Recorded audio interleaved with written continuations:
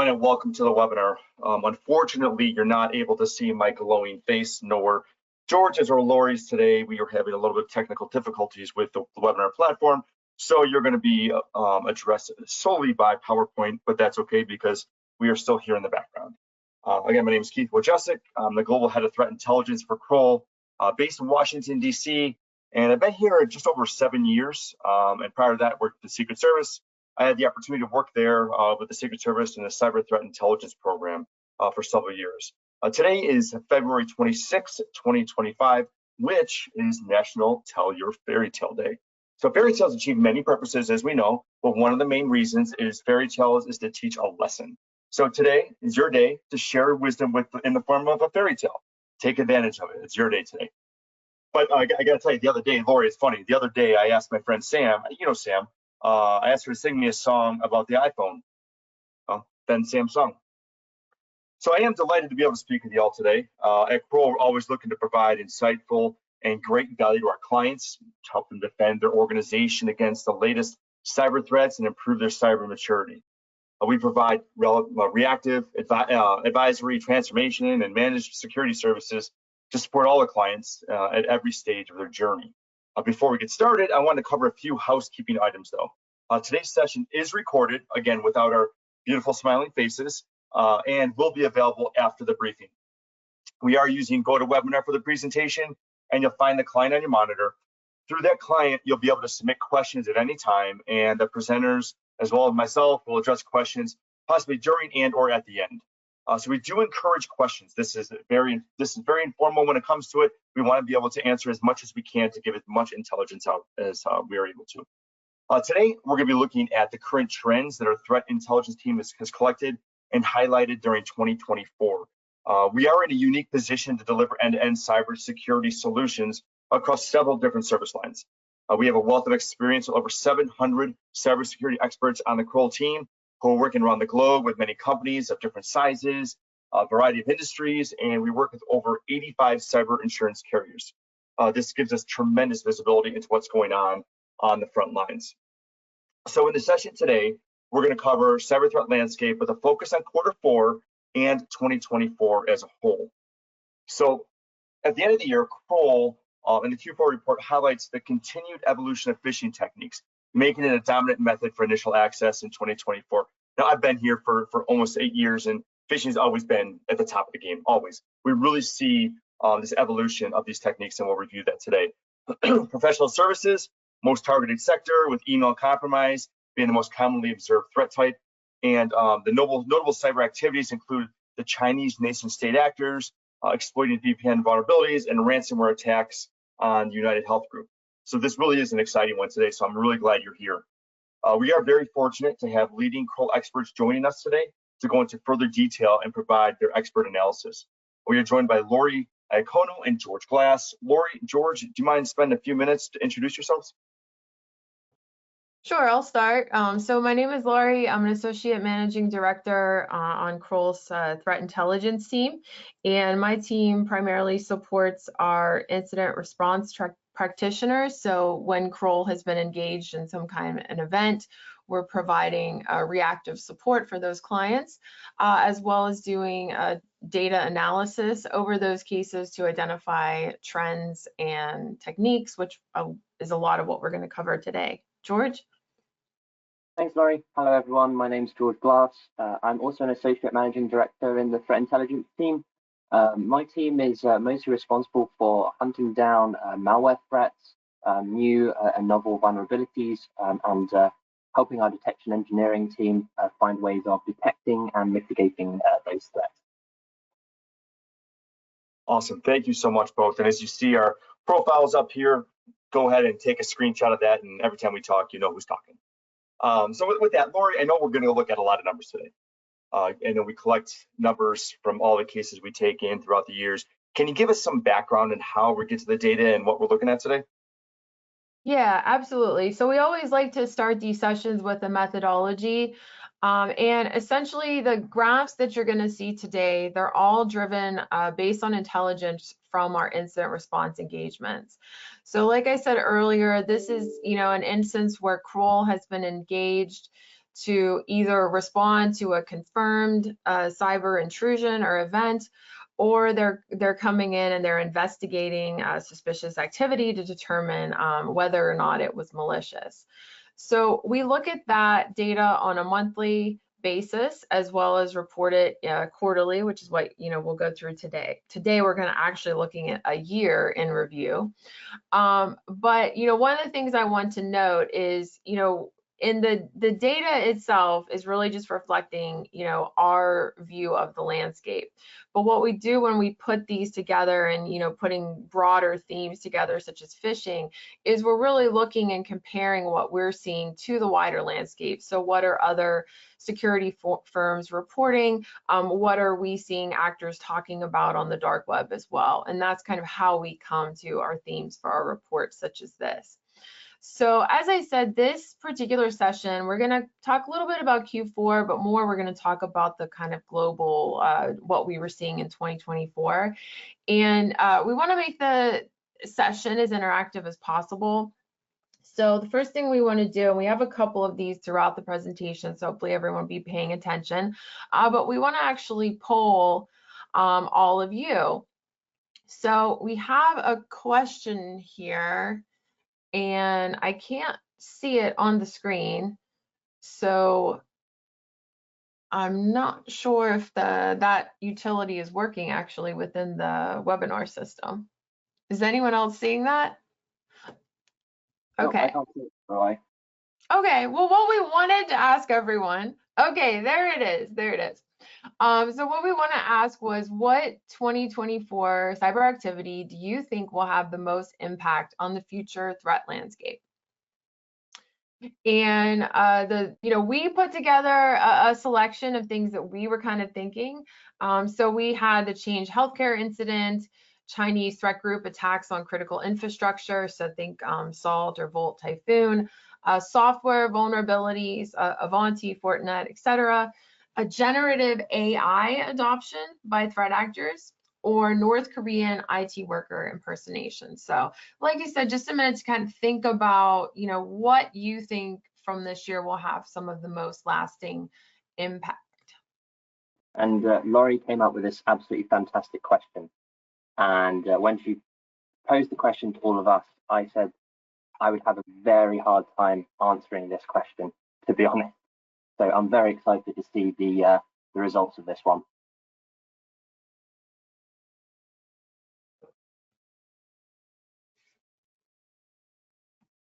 Okay, wow, so this one was a landslide, huh?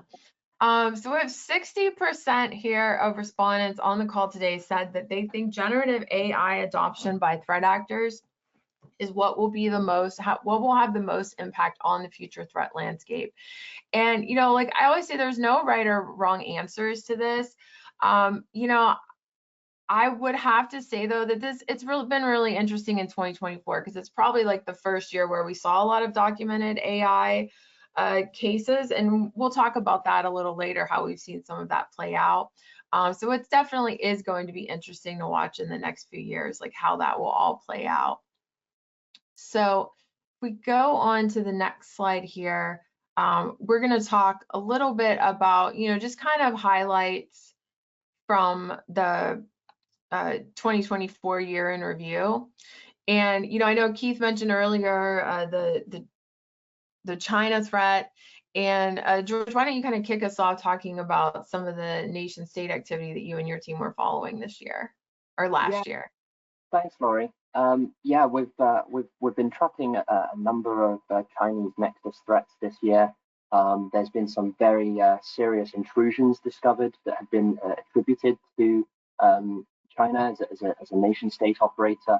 That does include the US telecommunications backbone used by many telecommunications companies, including AT&T. There's been a lot of questions about how long the dwell time of that intrusion has been there. There's also been a significant amount of supply chain compromise, again attributed to China APTs. That does include just at the end of last year the Beyond Trust breach, which led to the breach of the US Treasury as well. About this time last year, there was a spate of exploitation of Identity vulnerabilities. Again, that trend continued into 2025. We saw that at the beginning of this year as well. So a lot of very interesting behavior there from the APT groups themselves. And another interesting thing about the Chinese Nexus threat, I suppose, is DeepSeek. Not really particularly to do with the cybersecurity in general, but certainly a challenge to the US authority on AI and leadership there. At the beginning of this year, it was significantly impacting share prices and a pretty big disruption there. So I think that's also interesting to see how many people answered the poll in the use of generative AI, and it's certainly a trend that we're going to keep a very close eye on. I think I'll also just quickly mention the North Korean threat as well. This week, there's been a lot of news about the Lazarus group, especially as it pertains to breaches of cryptocurrency exchanges and Tumblr services and things like that. That's certainly very interesting. I think that the focus of our work last year was especially around the toddler shark malware, which we discovered exploiting vulnerabilities in Screen Connect, that is CVE 2024-1708 and 1709. Those vulnerabilities responsibly disclosed by a Kroll SOC analyst, but quickly led to an end-day vulnerability being dropped on the internet, and a trivial vulnerability to exploit, which the North Korean threat actors quickly used to attack a very large number of victims there. So again, interesting to see the ways that the different threat groups tend to operate. Laurie, I know that you've been tracking some Iranian threat groups as well. I'll pass back to you to discuss those. Yeah, so I want to talk a little bit about Russia and Iranian actors. I do want to kind of pivot off of what you mentioned with North Korea and the IT workers, because that is a really interesting one where I think AI is going to play into threats like that with employee impersonation. I saw something just this morning kind of going around LinkedIn, and it was a video of kind of like a split screen of someone interviewing a candidate. And they suspected that the candidate was using AI to basically deepfake the interview. And the interviewer started saying, once they suspected, they started saying, "Put your hand up." So they were basically asking them to do like an authentic movement. And when the video couldn't do it, it was kind of, okay, this is likely a deep fake. But I'm not sure if that was a simulation or not, but it was just kind of interesting in how sophisticated some of these deep fakes have become. When it comes to Russia, there were, both with Russia and Iranian actors in the last year, there was some targeting related to the 2024 US election. We also saw Russian actors targeting some of the US technology firms. And when it comes to Iranian actors, one of the, reports that I thought was really interesting that came out of 2024 was a report connecting Iranian nation state actors to being initial access brokers in the ransomware ecosphere. And those would be the actors that, are selling those credentials. So those Iranian actors are very good at kind of brute forcing, collecting those credentials for VPNs or RDPs, and then they, sell them online. So that was a really interesting report that came out in, I think it was Q3 of 2024.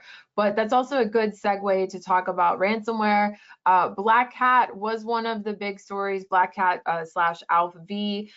Certainly at the beginning of 2024, they were very active. They were doing some big game hunting, so going after some very notable companies, including financial institutions. They were the ones responsible for the Change Healthcare event, and that was a pretty large event, particularly here in the US, that had a lot of downstream impact. So it kind of highlighted the third-party interdependencies that we have related to ransomware. And Black Hat ended up kind of exiting shortly after that. And around the same time, another group was actually disrupted by law enforcement. and that was Lockbit, which you can see here. This is, showing the seizure of their site. This actually did, both of these had a really big impact on the ransomware landscape in 2024. Although in the first half of the year, we were seeing a lot of ransomware activity, we started to see much less so in the kind of back half of the year, as we saw the ripple effects from this enforcement actions. Now, I will say that by the end of 2024, we were actually seeing more activity. We were seeing an increase in ransomware activity, though. But I also want to talk, I know, George, I also know that you are, looking related to credentials and ransomware. I know you guys have been following a lot with information stealers. If maybe you want to talk about what you were seeing with that in 2024. Yeah, thanks, Laurie. I'm just going to come out and say it. 2024 is the year of the info stealer. It's been absolutely incredible to watch. I've certainly never seen really anything quite like it, especially in the second half of 2024. Information stealers were rife. It's a really interesting ecosystem that we're certainly going to cover later on in the webinar as well. But it's driving an incredible amount of development within the info stealer ecosphere there. Lots of sort of jostling for the favored info stealer. How easy can they be to deploy? The cuts that the operators get from the sale of the logs and the stolen credentials. I don't think that's going to slow down in 2025 at all, to be honest. And if the last few weeks of our monitoring are anything to go by, is looking to be actually picking up again pretty significantly as well. I will also touch on another huge topic in 2024, and that is the use of vulnerabilities by threat actors, just how quick they are to pivot onto new and novel 0 days or end day vulnerabilities. I think some really big ones to point out here are vulnerabilities in FortiOS and FortiProxy, again about this sort of time last year, and towards the end of Q3, beginning of Q4.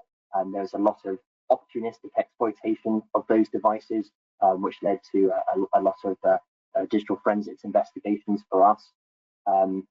I'd be remiss if I didn't mention the Clio software attack by KTA 080 or Kroll, exploited sort of again towards the end of Q4 last year, but we're still seeing the fallout of that well into 2025, with the Kroll operators continuing to publish ransomed victims when they have their data stolen and extort them for money as well. You mentioned it earlier, Laurie, the use of Black Hat. We saw them targeting SonicWall devices all throughout the summer of last year. And again, I foresee this trend continuing. I think the threat groups are very adept at quickly reacting to proof of concept exploits that appear on the web, or developing their own. In the case of Kroll, I foresee that continuing well into 2025 and beyond.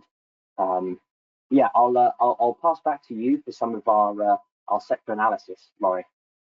Yeah, no, we'll talk about sectors. I do want to mention a couple things. You talked about the, like CLOP activity. So that kind of reflects that uptick that we saw in ransomware end of year. And then also related to the CVEs, I know Akira was also using that SonicWall one that you mentioned. So let's talk a little bit about what we saw with respects to sector targeting in 2024. And you can see on the next slide here, we're going to look at the top 5 sectors that we saw. And like I said, this is, reflecting what we saw in cases here at Kroll. And number 1 for us was professional services. More than a quarter of our cases related to firms in this space, which we categorize as, business services. So things that would fall under professional services category would be law firms. I think we also put insurance under there. We put things like accounting, real estate firms would all fall into that. Consulting firms would all fall into that category. In our caseload, we see them targeted quite frequently, typically with email compromise. I do want to note, retail and restaurant is an interesting one because in 2023, they actually didn't make our top 5, but we saw a big jump in relation to that sector this year. So they actually did make the top 5. And we generally always see that sector spiking in Q4, which we did again this year, probably related to the holiday season. One sector that's not on the chart that I do want to note that had some big year-over-year increases was the construction sector. And construction sector, we talked about that in one of our webinars earlier this year, but it's likely that that particular sector is targeted for some of the same reasons that the manufacturing sector is. And George, I know you were going to talk a little bit about what we saw with respects to manufacturing and technology sector this year. Yeah, thanks, Laurie. Yes, I think there's manufacturing is always in the top few categories here. We see it targeted constantly. I think there's likely a view amongst threat groups that manufacturing is kind of a bit of a cash cow, maybe a soft target in that way, purely because of the disruptions, operations, and how much that can cost an organization. The disruption can cost millions, and of course the ransomware actors will seek to disrupt operations and set a ransom accordingly to enable an organization to restore those. It's also the same as construction, a supply chain heavy industry. There's lots of suppliers, lots of disparate software that needs to be used, lots of ICS and OT systems as well. And all of those are targetable both inside the network and from vulnerabilities whereby they're exposed to the internet. Lots of human-machine interfaces, those that like to go on showdown safaris, you'll see those all over the place. I think that's probably indicative of why it's so high up in our leaderboards here. As we come to the technology sector, this is really interesting. We mentioned the fake North Korean workers earlier in the webinar.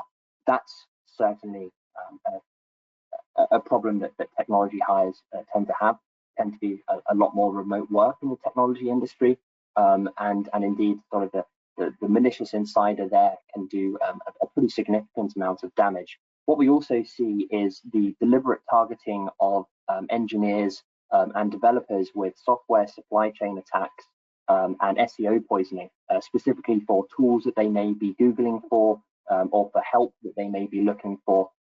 SEO poisoning pushes the malicious responses to the malicious ads to the top, and that can really cause a pretty significant incident. Again, we've seen that being used to deliver information stealers very successfully, but also typo squatting and homoglyph attacks on critical, usually AI-related software libraries. And again, that's something that we'll cover a little bit later on as well. Keith, I know that you wanted to touch on some of the trends that you were seeing in the healthcare sector here as well. As everybody knows, healthcare is a treasure trove of So it looks like Keith might be cutting out there a little. Keith, if you get the audio fixed, you can jump back in. But I think to Keith's point, he was gonna kind of highlight what an attractive industry that is to the threat actors, particularly for the confidential and protected health information that sector has. And this was really borne out on the slide here that we're looking at, showing the percentage of data breaches. And you can see that there was a big jump in data breaches related to the healthcare industry in 2024. So we had about 23% of the breach notifications that we did were related to healthcare firms. And it's probably, probably related to, like a large incident like Change Healthcare is probably why we see that higher number. You can see finance there, they went down a little. They were up last year, likely because of the Move It exploitation event by Klopp, which included a large number of financial sector firms in that particular data leak. So we want to move on next and kind of start talking about threat incident types. So what were the, once actors got into system, like what were they actually doing? The number one thing that we saw accounting for like almost half of our cases was email compromise.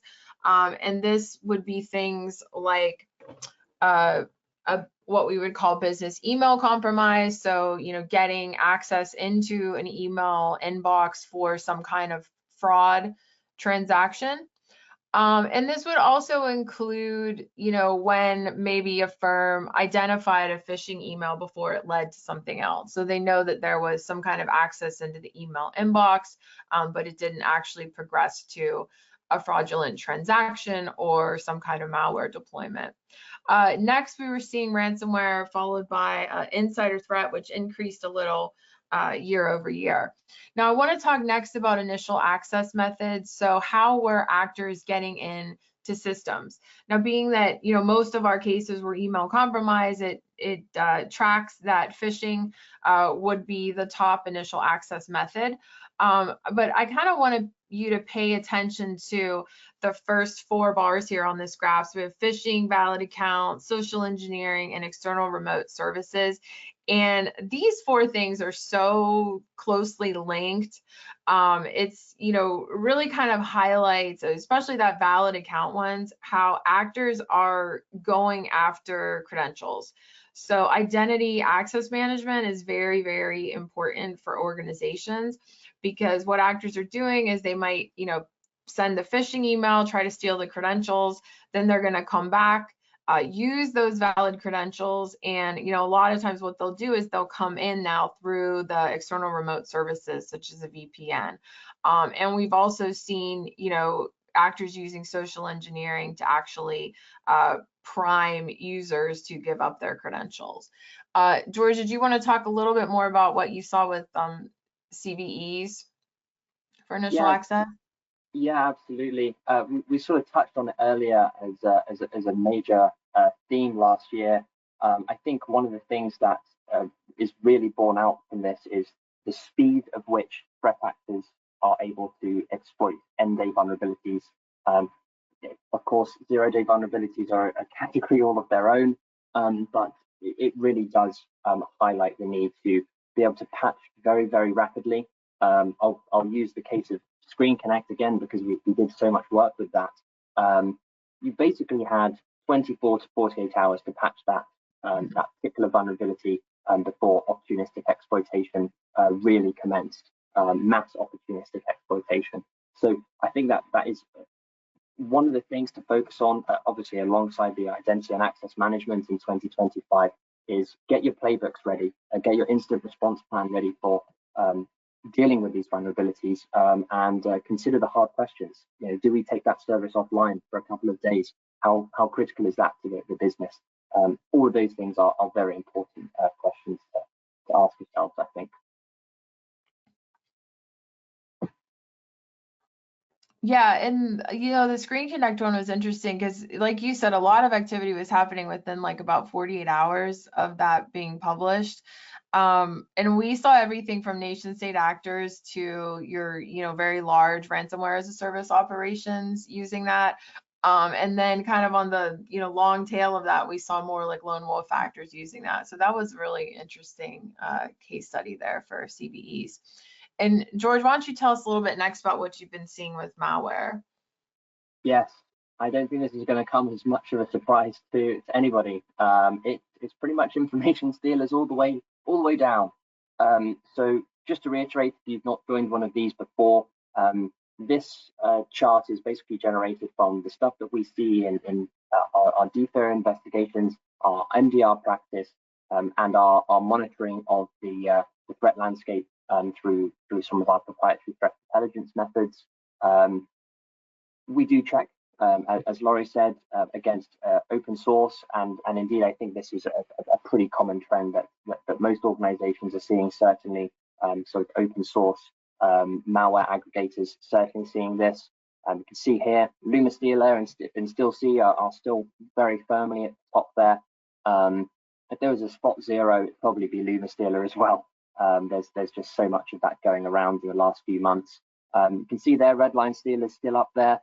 We've got RemPlus-Rat, which of course has information stealing capabilities, but I really do think this highlights the really huge and significant threat that information stealers present.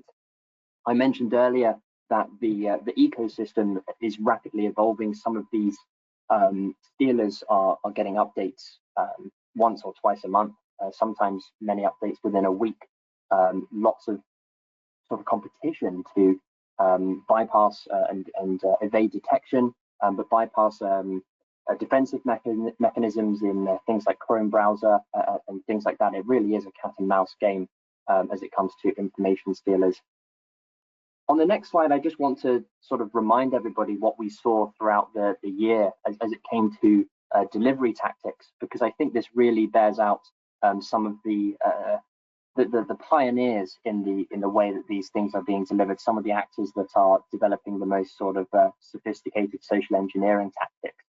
This is what we would sort of present at the end of 2023.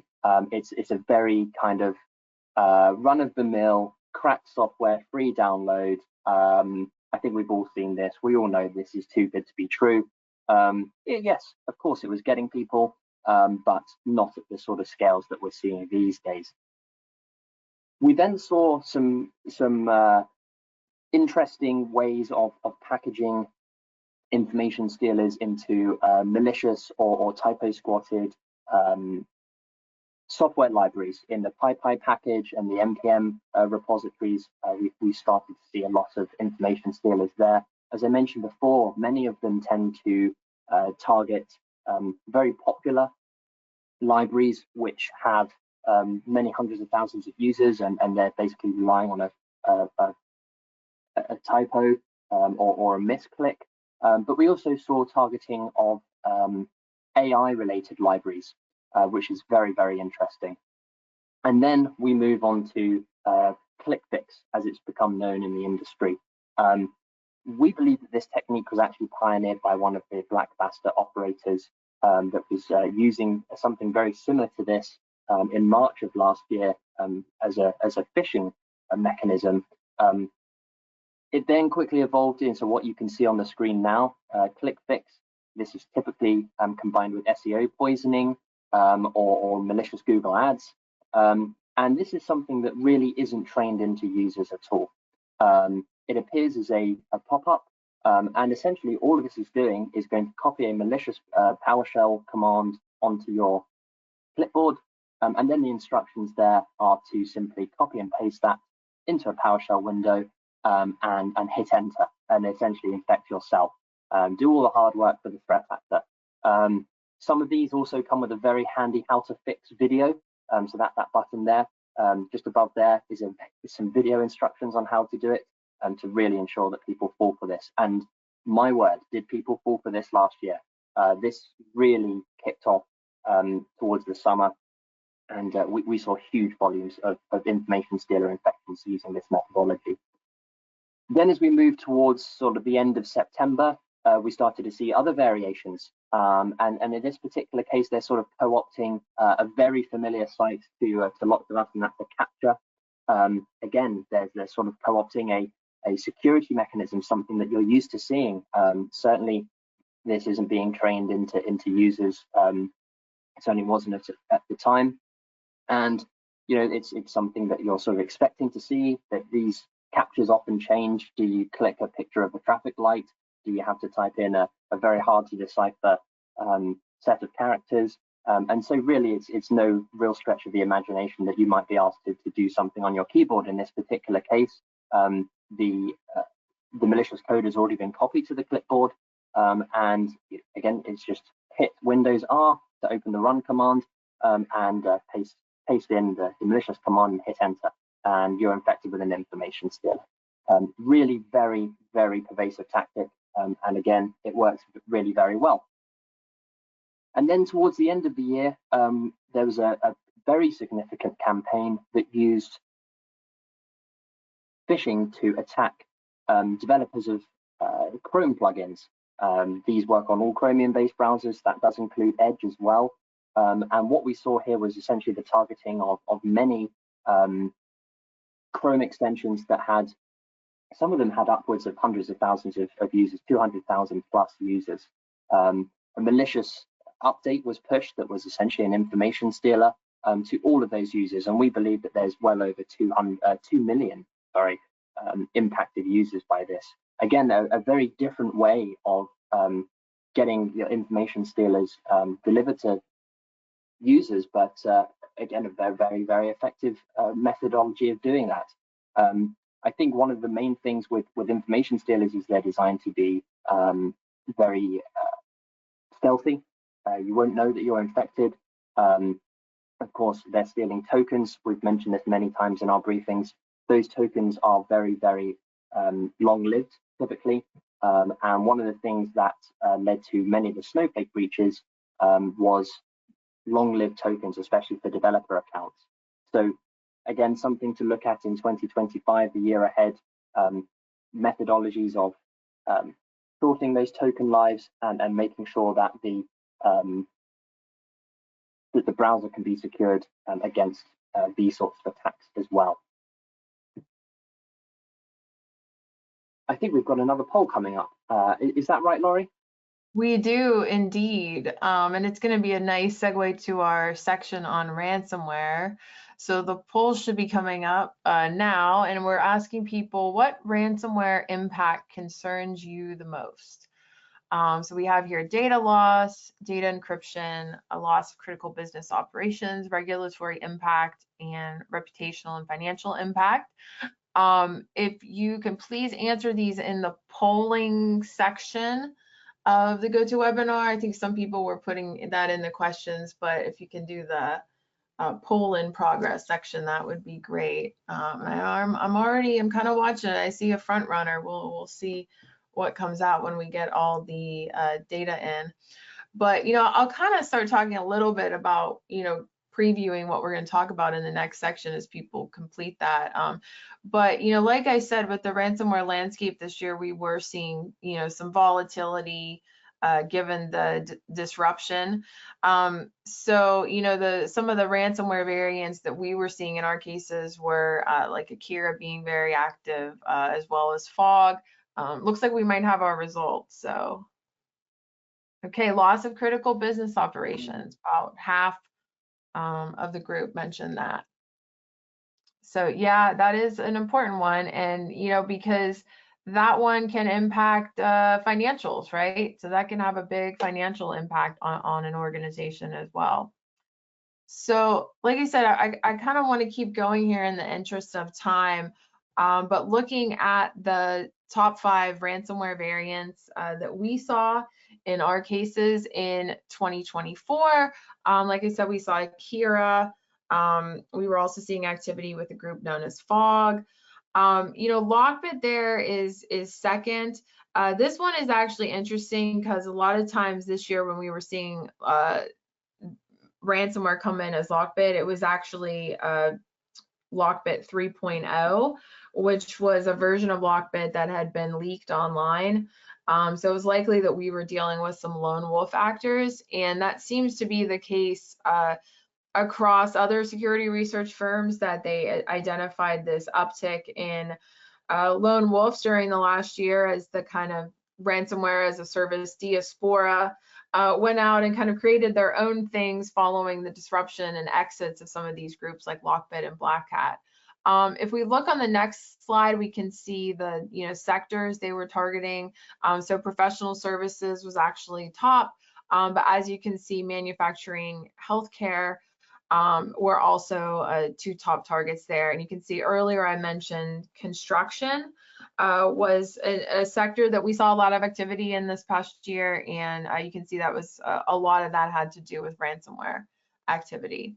So moving on, we actually have another poll So moving on to our final poll of the day, because we're going to get into now really talking about, what we have observed with phishing, and what we thought we wanted to do is ask you, which of the following techniques have you encountered over the last 6 months? And I'm guessing that a lot of you have, I think you can only choose one. I'm guessing that some of you have encountered all of these.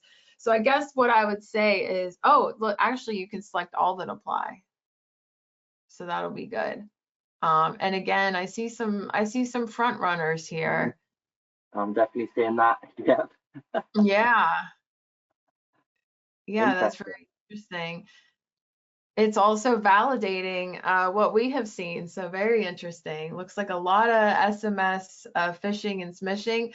My bet is that a lot of that has to do with CEO spoofing, if I was putting my investigator hat on. Okay. Yep. Okay, so that was number one. Wow, by about 80%. That's actually bigger numbers than I expected for text message smishing. That's really interesting. And I'm also actually really surprised by how many people have seen the email bombing activity. That was something that we were seeing a lot of in Q4. That's really interesting that so many firms actually observed that. Yeah, hey Laurie, Yeah. on that QR and SMS, a lot of that's going around. I don't know if anyone gets that you have a overdue toll thing that's going on right now. Yeah. That's I think that's a thought, like people it's coming from the UK though. So George, I don't know how you guys are monitoring our toll activity, but I guess we owe you guys some money. Yeah, that is a very common one right now. Okay, so that's a good nice segue to our next portion, where we're going to do a little bit more on the phishing techniques that we've observed, and it sounds like it's a lot of what you guys have also observed. So on the next slide here, we're going to actually, like I said, break some of these down. And the first one that we wanted to talk about was QR codes. I can tell you they are not my favorite thing, especially when I see them at a restaurant. But George, I'll let you talk a little bit about some of the QR campaigns that we saw this year. Yeah, thanks, Laurie. We've got a lot of QR code stuff to go through. I'll just focus on one of the campaigns that we really investigated, and we dubbed that corrupt QR. We saw a lot of this in September of last year, and essentially the technique uses a corrupt Word, PDF, or like an OpenOffice XML document that is deliberately corrupted in such a way that it can bypass inline email security tooling. Another good understanding of what threat actors know about our security tooling, and the corruption is very easy to rebuild on the other end. So Word will automatically rebuild that for you. Adobe PDF will, and that delivers a QR code. And we've said this a lot with QR codes. What do you do with the QR code? You scan it with your phone, and then immediately you're off the corporate environment. It could be your personal phone. It's very hard to track how many people have scanned that particular code, and who could be getting phished in that way. Again, I've said this a couple of times on this call, but I don't think this is going anywhere. There's a lot of movement in this space, a lot of wiggle room for threat actors to keep on delivering this stuff. Yeah, and George, on that, I'll tell you, I was at dinner the other night, and I'm old school, right? I like to read a menu, and I go in the restaurant, I'm like, hey, can I get a menu for, and they look at me cross-eyed. I feel like I'm 80, right? And they're like, oh no, there's the QR code. I'm like, okay. This week I'm presenting on why you should not click on a QR code, but on a regular, table in an open restaurant, who knows who could put an overlay on that and actually, create a phishing thing. So yeah, these are everywhere, easy. I mean, the back of a shirt I saw in at a hockey event with my kids. I clicked on it, of course. I want to see what it had to say. It was not very appropriate, but it was pretty funny. So anyway, they're everywhere.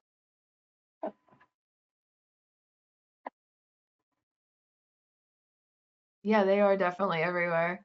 Not my favorite either, Keith. If we want to go to the next image on this slide here. So this is, I like to use AI to create graphics. So this one is AI generated. And this was to represent a technique we've been seeing this year called telephone-oriented attack delivery, or TOAD. And this is when essentially threat actors kind of do a two-pronged approach where there's an email, and sometimes that email is paired with something like a phone call. Either they receive a phone call, you know, kind of socially engineering them to respond or action the email they sent, or they receive an email and they're prompted to call a phone number, and then when they call that phone number, they're actually socially engineered to download a remote access tool onto their system that gives the threat actors access to their system. And that's something that we've been seeing a lot of activity with, including, you know, as recently as last, I think it was in January, we saw a big kind of uptick in those callback phishing schemes, is what we call them. So that's something that actors are definitely using right now. And then I think if we go to the next image. Before, I know you guys had said that we don't have video, but as you can see, I'm wearing a shirt and tie today. I may have a headset on because I'm cleary, but thank you for posting my picture today on a Wednesday. Yeah, that's Monday, Keith, I thought there. No. Oh, that's Monday. It's okay. Okay, good. Yeah, I took that picture of you on Monday, actually. So, George, you want to talk about the phishing kits we've seen? Yes, yes. Just as the information stealer market is hotting up, so is the actor in the middle, or the phishing as a service platform. Here's a screenshot of Rockstar 2FA portal. That'll run you about $3,000 monthly subscription. You get a nice 12% commission on that. This one specializes in attacker in the middle proxy clusters. We've seen lots of other platforms as well this year. Onks, Greatness, Typhoon as well. All of them sort of jostling for position, and it's a very, very active marketplace. Very easy to spin these services up.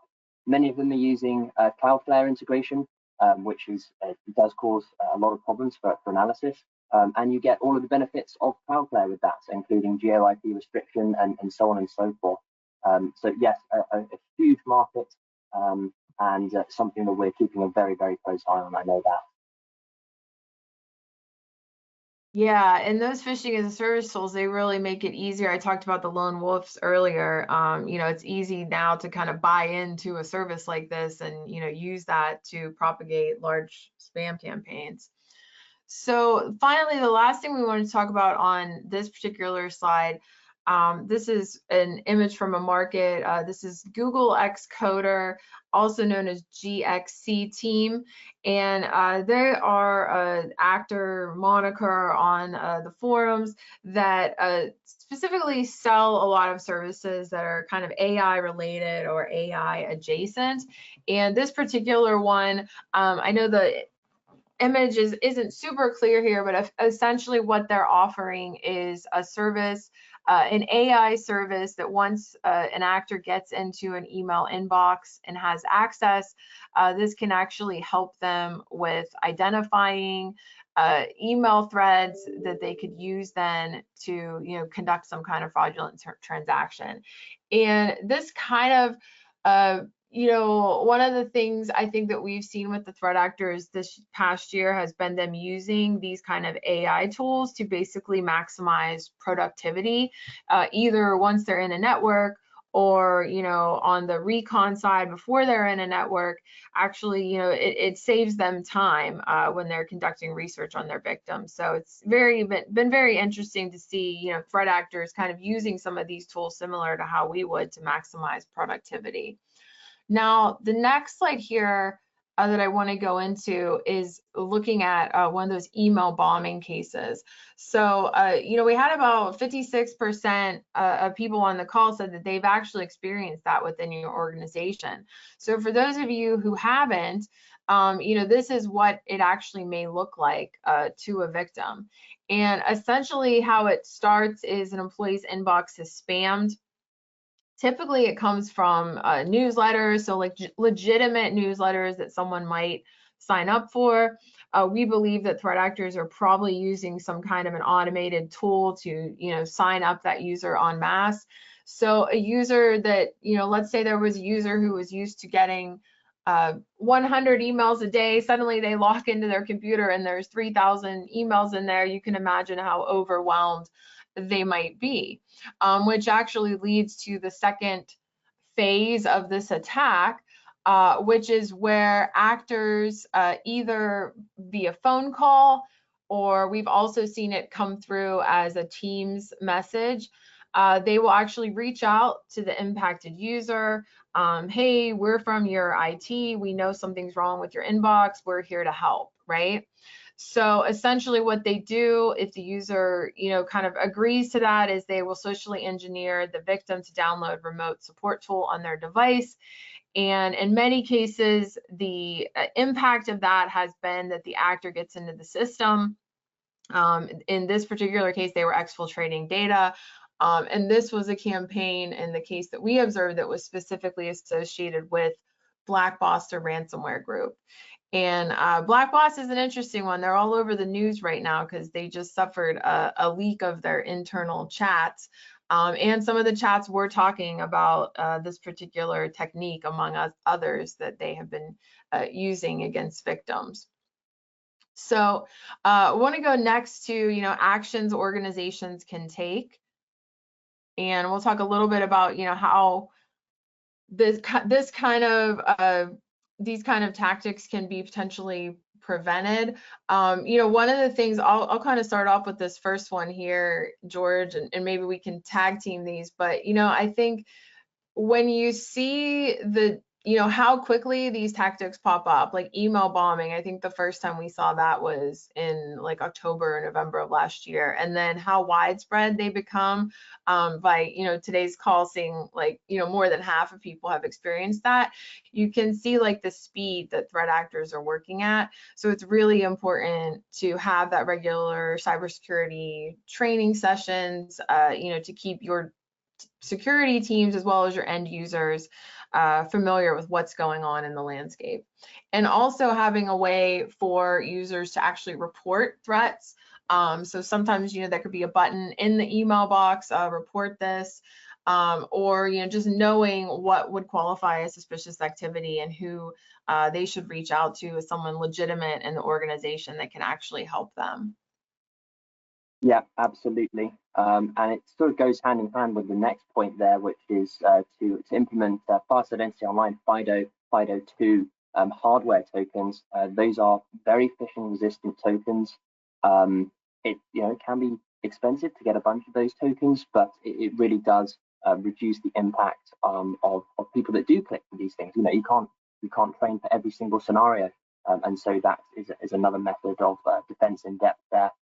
Similarly, we were talking about how MFAs are used. There's a loss of token theft. Typically, what threat actors will do is register a new MFA device. So limiting the number of MFA devices per user and requiring the extra factors when authorizing those MFA devices can significantly limit the amount of access an attacker can gain in an environment.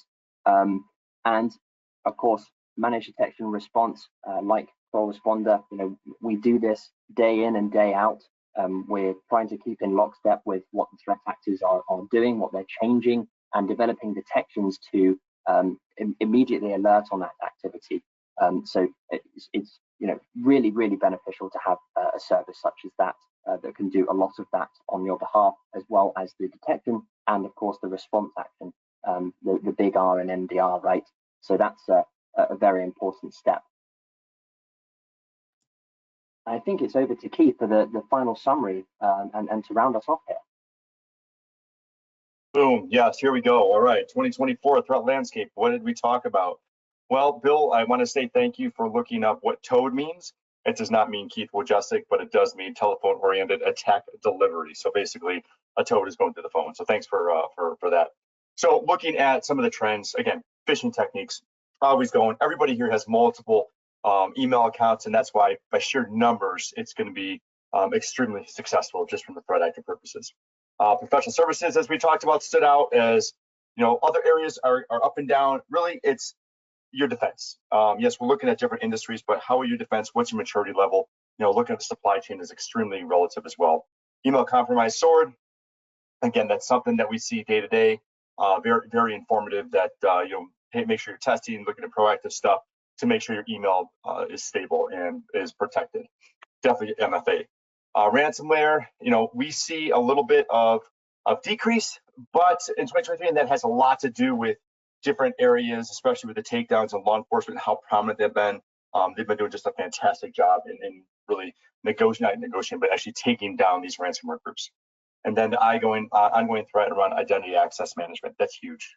This is something that's going to be coming up in the future, especially understanding the access they could possibly have and moving lateral throughout your environment. So definitely want to protect there. So with that, there is one question, or there are a couple questions, but we only have time for about one. Laurie, George, I want to see if you wouldn't mind answering it. Let me pull it up here. Sorry.